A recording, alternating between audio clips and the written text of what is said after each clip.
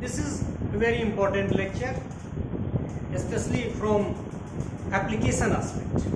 As we told that there are action verbs in order to represent behavior terms. और हमने कहा कि lesson plan में हम लोग तीन, जो भी पिछले लेक्चर में हम लोगों ने कहा कि तीन कॉग्निटिव डोमेन से, एक साइकोमोटर डोमेन से, दो इफेक्टिव डोमेन से लेके हम लोग लेसन प्लान राइट करते हैं ताकि टीचिंग में सारे को कंसीडर किया जा सके। लेकिन इसके अलावा भी बहुत सारी चीज़ें हैं जो छूट जाती हैं, उनको लिखा जा सकता है। तो अभी हम लोग बात करेंगे एक्शन वर्ब। जैसे एक्शन वर्ब का मतलब क्या है कि क्या करेगा तो उसको मानेंगे कि ये नॉलेज का पार्ट है, क्या करेगा तो मानेंगे अंडरस्टैंडिंग का पार्ट है, क्या करेगा तो मानेंगे एप्लीकेशन का पार्ट है, स्किल का पार्ट है, इंटरेस्ट का पार्ट है, एटीट्यूड का पार्ट है। और अब आप यदि आगे बढ़ावे, खास के कॉग्निटिव डोमेन को एक्सप्लेन करें, तो नॉलेज अंडरस्टैंडिंग एप्लीकेशन के बाद 1956 की जो ब्लूम्स की टैक्सोनॉमी है उसमें कॉग्निटिव डोमेन का further classification knowledge understanding application के बाद एनालिसिस है, सिंथेसिस है और इवैल्यूएशन। चूँकि हम सिंथेसिस और इवैल्यूएशन की बात नहीं कर रहे हैं, इसलिए अब जैसे इवैल्यूएशन में क्या है, जजमेंट है, उसमें उस सारी चीज़ों को यदि आपको देखना है तो माइक्रो क्वेश्चनिंग स्किल वाले लेक्चर को आप देखें। स्ट्रक्चरिंग क्लासरूम क्वेश्चंस का जो लेक्चर है उसमें टाइप्स ऑफ क्वेश्चंस डिस्कस किया हुआ है। मेरिल लेवल का 4 क्वेश्चन, मतलब lower level, higher order, middle order का क्वेश्चन के डिस्कशन में आपका वो कवर किया हुआ है कि एनालिसिस में क्या होगा, सिंथेसिस में क्या होगा, इवैल्यूएशन में क्या होगा। तो वहाँ वो वर्ड बिहेवियर और फिर एक्शन वर्ब्स को वहाँ डिफाइन किया हुआ है।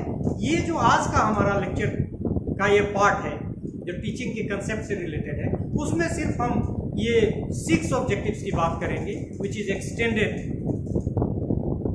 From cognitive, effective and psychomotor. So the first one is, मतलब वही 6 जो ऑब्जेक्टिव हमने दिए, knowledge understanding application, skill, interest और एटीट्यूड, उसके ओवर्ट बिहेवियर को, ताकि आप लेसन प्लान बनाएंगे तो बिहेवियर ऑब्जेक्टिव्स को लिख सकें। और जब बिहेवियर ऑब्जेक्टिव से रिलेटेड आपकी किसी भी परीक्षा में प्रश्न आए, चाहे वो टेट का एग्जाम हो बीएड के लिए या फिर नेट का एग्जाम हो आपका एमएड करने के बाद, दोनों में एप्लीकेबल है। जैसे पहला एस्पेक्ट है नॉलेज, मतलब उसका नॉलेज को मेजर करने का एक्शन वर्ब कौन कौन हो सकता है। कुछ वर्ब हमने ऐसे लिखे हैं, इससे कई गुना वर्ब लिखे जा सकते हैं और आप खुद लिख सकते हैं यदि बेसिक कंसेप्ट को समझ जाए। रिकॉल, गांधी का जन्म कब हुआ। रिकॉग्निशन, इनमें से फ्रांस की मुद्रा कौन है, रिकॉग्नाइज। चूज, इसमें से दीजिए कि इनमें से कि सब प्राणी का नाम लिखा हुआ है, इसमें से मैमल को छांटिए।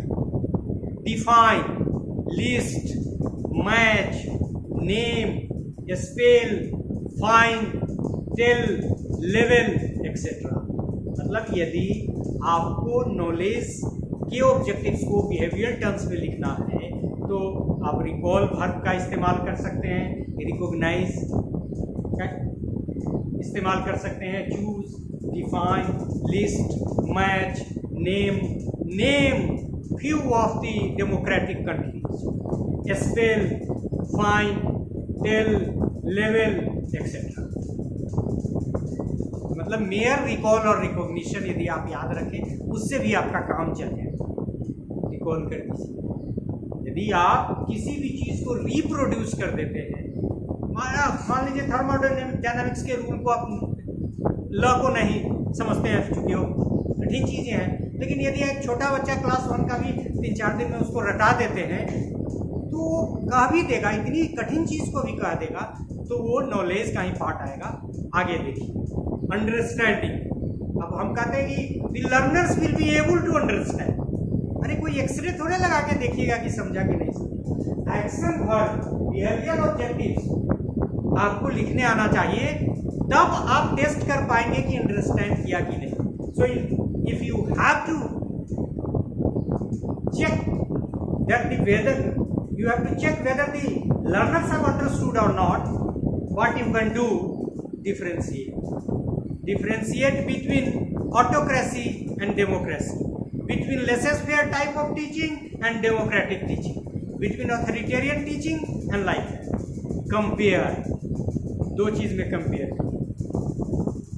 आपने दो मोबाइल खरीदा है, सेम कंपनी का, दोनों को कंपेयर करना है, अंडरस्टैंड कर रहे हैं। आप समकोण त्रिभुज और न्यूनकोण त्रिभुज में अंतर करिएगा, दोनों को कंपेयर करिएगा।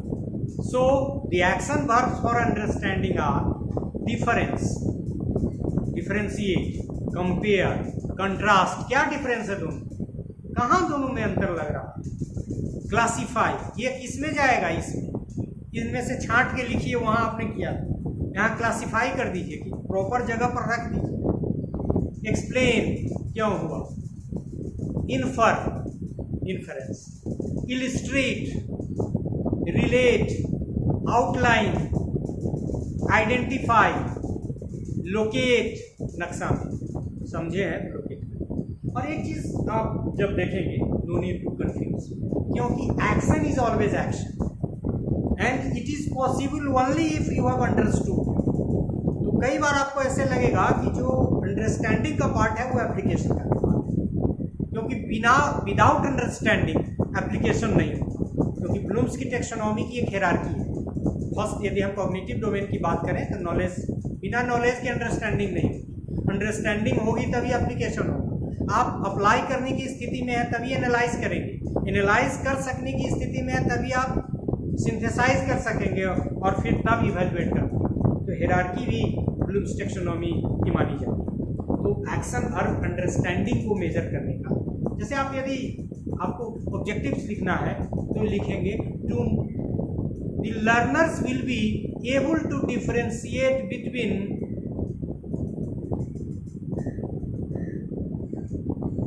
this soil and that soil, red soil and any other soil. So action verb for understanding is, और हमने कहा कि कुछ चीजें बहुत सारी जगह देखेंगे डिफरेंट सोर्सेज में, तो कुछ चीजें आपको अंडरस्टैंडिंग में भी रहेगी और एप्लीकेशन में रहेगी। इसका मतलब ये है कि एक्शन एस्पेक्ट है एप्लीकेशन अंडरस्टैंडिंग का। तो कंपेयर करेगा तो वो एक्शन होगी, लेकिन वो बिना अंडरस्टैंड किए कंपेयर नहीं कर सकता है। हालांकि हमने एप्लीकेशन के अलग वर्ड्स दिए हैं, लेकिन वो ओवरलैप करेगा तो आप उसको वाटर टाइप कंपार्टमेंट मान के घबराने की आपको जरूरत नहीं। एप्लीकेशन के लिए हम ले अप्लाई, ट्रांसलेट, जैसे वही कहा थर्मोडायनामिक्स रट दिया, और आप यदि किसी अनुभव को, एक कहानी आपने कही और बच्चा अपने शब्दों में कह देता है, यदि वो रट के सुना देता है, रिप्रोड्यूस कर देता है, तो मेयर नॉलेज है, लेकिन अपनी भाषा में कह देता है तो application. So apply, translate, interpret. सुई डूब जाती है, जहाज नहीं डूबता, क्यों? एप्लीकेशन क्वेश्चन हो।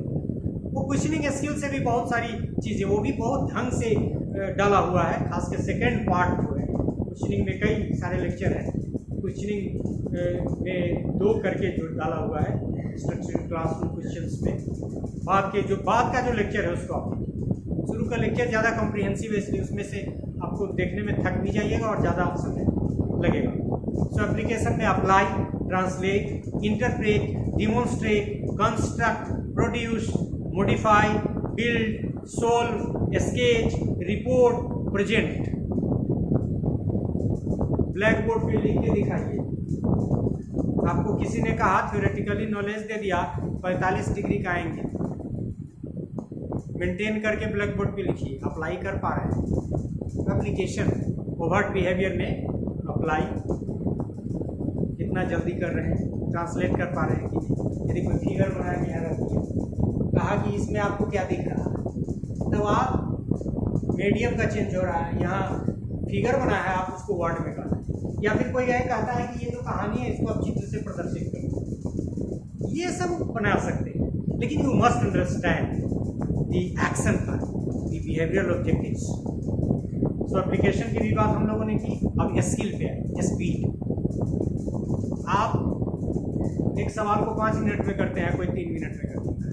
आप एक्यूरेसी, आप 90 डिग्री का एंगल बनाते हुए 85 का बना देते हैं, और कोई 90 का एडजेक्ट बनाता है, एक्यूरेसी, एक्सपेरिमेंटिंग आपको करने ही नहीं आता है। बहुत सारे लोगों का एक्सपेरिमेंटल हैंड बहुत कमजोर है। मोबाइल वगैरह के भी बहुत देखिएगा कि टच में भी बहुत लोग दिक्कत मारेंगे। हालांकि वो नॉलेज से भी रिलेटेड है। राइटिंग, मेजरिंग, अभी कहा कि जरा ब्लैक बोर्ड को मापिए, या फिर कपड़ा का जो माप है देख रहे हैं, दर्जी जल्दी माप के काट दें, वो सब स्किल का काम है। और काटेगा भी तो आपका हाथ कांपने लगेगा। अब देखिए कितना मेजर ऑपरेशन है, वो आँख जैसी छोटी चीज़ का एक्सपेरिमेंट करता है। ठीक है, नॉलेज उनके पास है कि कहाँ लोकेट करेंगे, कैसे लगाएंगे, लेकिन वो लगाना तो है ना। This is skill. कैसे काटेंगे, चाकू कैसा होना चाहिए।